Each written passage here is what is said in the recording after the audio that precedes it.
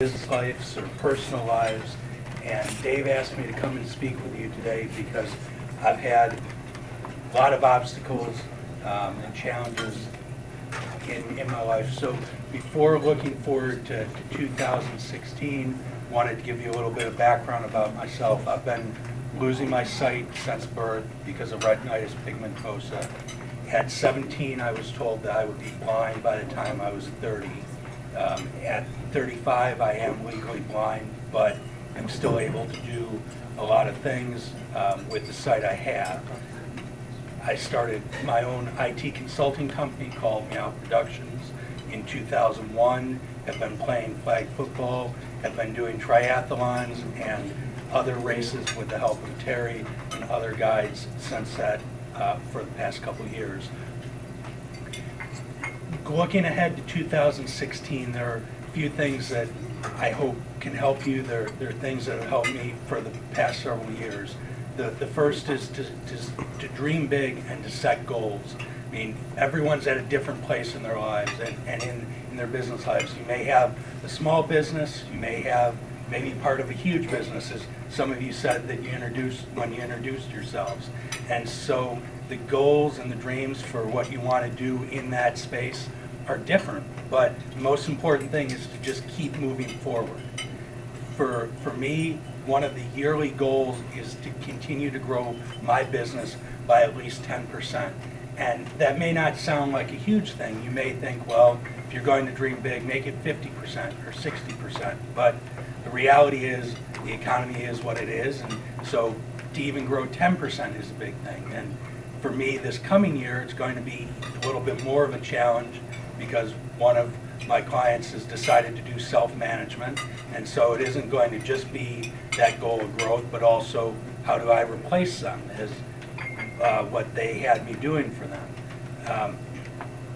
On a personal side, as I mentioned, I've been doing different triathlons and races, and so the big goal and the dream for this year is to cut the time. Right now, I'm a little over 2 hours for triathlons, and so to get where I want to be for the long-term goals, it's to cut at least a half hour off that time. And I mean, there's going to be a lot of steps along that way, and it isn't just that you say it and you think it'll happen. You also have to say, okay, I want to do this, whatever that dream is, whatever that goal is, and then, okay, how do I get to that point?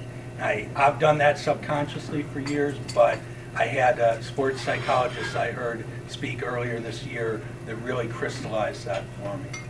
The next is to surround yourself with people that you trust. On a business aspect, I'm sure none of you share the secret sauce, but that doesn't mean that you can't have group of close people that you trust. I got lucky in that some of the people that were already my friends had some of the skills I needed that I don't have, whether it's accounting or whether it's from the legal side. I mean, things that were really key.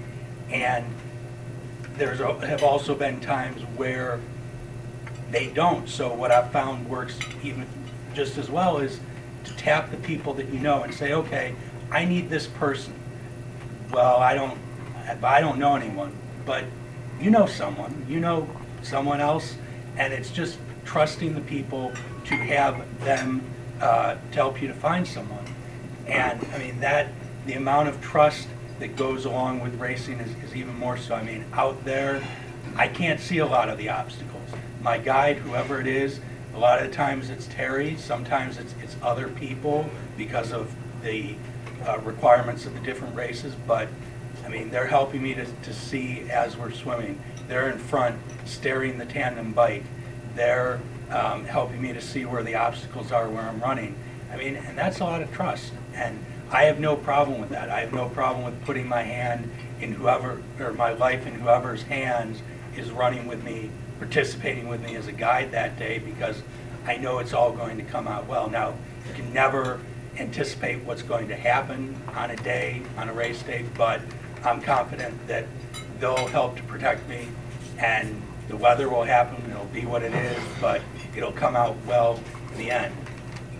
The next is to be open to trying new things and new experiences. I mean, I'm sure that you look at your businesses as I do, and that's the focus. You're laser focused on, okay, I'm coming in, these are things that I need to do today, this is the way I'm going to do it. I've done it for 5 years this way, and it's worked. And to be honest, I was tunnel vision focused like that as well. And it took a while to be able to see, okay, yes, let me look at this path that's worked and that's consistent, but at the same time, let me look off to the side and see if people who are doing similar things, people who are in the same industry, or even people who aren't, who just play around with things, can suggest something new or maybe a different way. And it doesn't always work, but at the same time, it helps to have that perspective, to look elsewhere and see what else can I do, what else can I try to improve, and maybe you find something that you never even thought of that can help you personal level, business level, and improve what you're doing, and maybe even cut down the time of things that you do already. And I mean, well, business is the focus. I mean, you have to have a personal life. You have to be able to do things for fun. And so for me, that has been the different races and triathlons. 2 years ago, I hadn't run a race. A year ago, I hadn't done a triathlon. But because I was willing to go out and try new things, I've had a tremendous amount of experiences. When I first, or shortly after signing up for what was going to be my first triathlon, and ended up being a little further along than that because of other things that happened during the year, I thought I would have problems because of the rules regarding gender for guides. And so I took the risk to just go out there on the internet and try to look at public groups for guides, for a male guide. And I mean, I took that risk, and the result of it was I found a lot of really good connections within the visual impaired community, got connected with an incredible group called Team RWB, and as an offsprout of that, when I got to the Shamrock Shuffle, I met Carrie, who's the founder of Dare to Try, and got hooked in with that.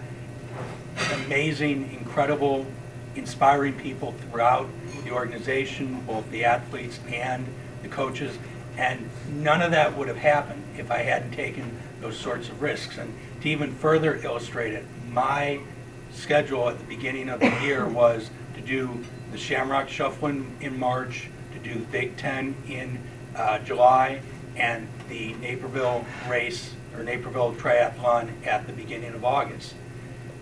I believe I did about 12 races during the course of the year, as well as, because I was willing to just take those chances, I did the ITU Grand Finale race. And if I hadn't been willing to do that, because I've been told that once they do it in a certain city, they never come back, I wouldn't have ever had that experience. And so life is risk. Every single day you get up, you do something, it's a risk, but you need to be willing to take those and see where it goes. And then the final thing is,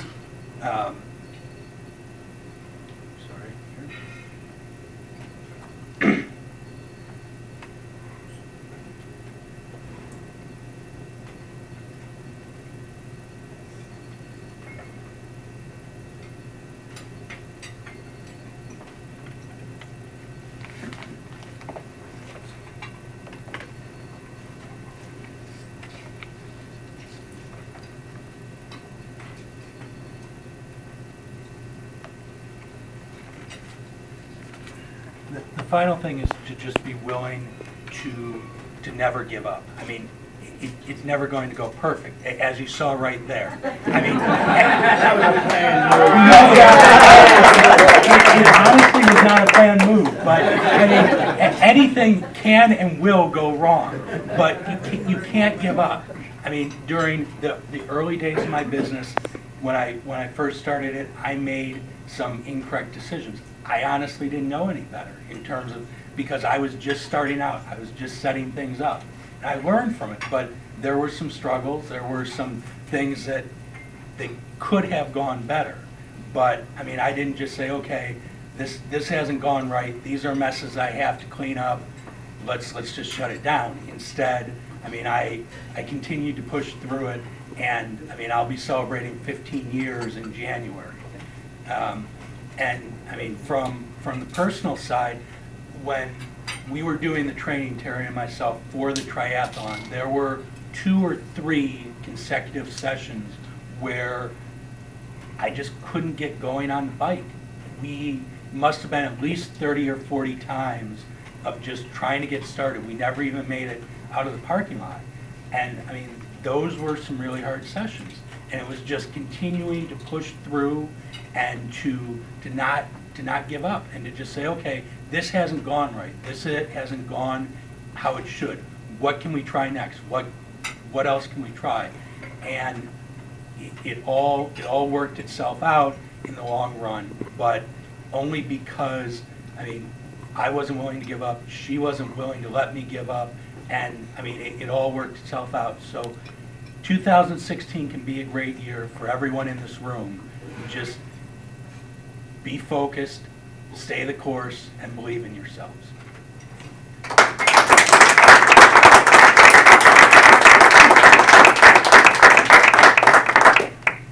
Any questions? What are the 3 components of your triathlon? It's swim, and then you bike, and then you run. And the distances of each vary based on the type of race. So the ones I'm doing right now, the swim is between 400 and 750 meters, the bike is 12 miles, and then the run is 3 miles, or 3.1 miles. Thank you. Hearing you did that in 2 hours is inspiring me to think that I thought if I did a triathlon, it would take me like 6 or 7 hours. And actually, it's a little over 2 hours, so.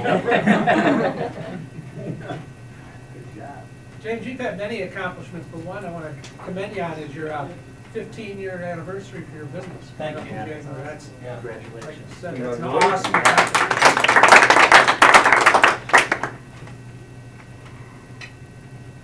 James, I got a question. What advice would you give to someone who's trying the triathlon for the first time? To just try it. I mean, it won't go well. Or I'm sorry, it may not go well. It may not be perfect. But I mean, you'll do it, and you'll have a good experience doing it. I mean, Lake Michigan was not kind to me, and I mean, I still made it through, and I mean, I'm going to go back. I'm not going to let Lake Michigan beat me. And so that's the advice I would say. Yes, it may not go well. It may be hard since it's your first. You might not know what to expect, but don't let it beat you. Just continue to push through it. How far is 400 meters? And how long in the water? It's about 16 to 17 minutes, I think, for the 400 meters. Oh, it's a quarter mile. Okay. What inspired you to do the triathlon? I honestly don't remember. I think I just saw it at one point in the past couple years. I mean, it may have been some sort of news story about the Chicago Triathlon that gets done every year. And I decided that it looked to be something fun to go do and try. And so as Terry and I were talking, I said, this is something that I want to try, and she helped me to do it. If we're all products of our life experience, I call it scar tissue. If you knew then what you know now, what would you do different about your triathlon preparation?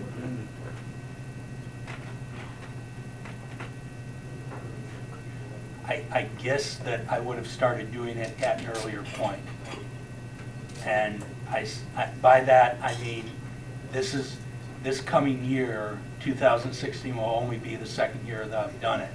And I mean, it is a tremendous amount of fun with any of these events I'm doing. It honestly is very addicting. I mean, you do, as I said, I only had 3 that I was planning to do 2015, and ended up doing 12 different events between triathlons and other races. For this coming year, I've got, I think it's 22 or 23 different events planned. So What do you have going on in January? I I decided that it would be a good idea to run a half marathon along the lakefront in Chicago winters. If there are any psychiatrists in the room, you can check in your minutes. Have you always been a runner? No, I didn't start running until a couple of years ago. I went to Rutgers and they joined the Big Ten 2 years ago, and as part of that, I guess there had been a Big Ten race before that in Chicago, and that was how I found out about it maybe 2 or 3 months before the race, and decided, okay, I'll go do this. And that was what started it. And you found out you liked running? It's something that's enjoyable at times. That's a long way. Does your team cringe when you come up with a new idea you want to do for yourself? Do you, Terry? January 22nd along the lakefront, wasn't it? But you can't say no to James. I'll tell you. You can't say no.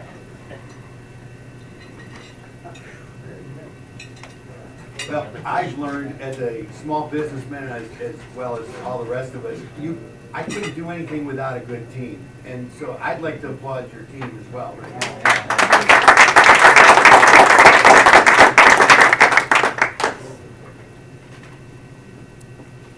Any other questions? Thank you. Thank you, James.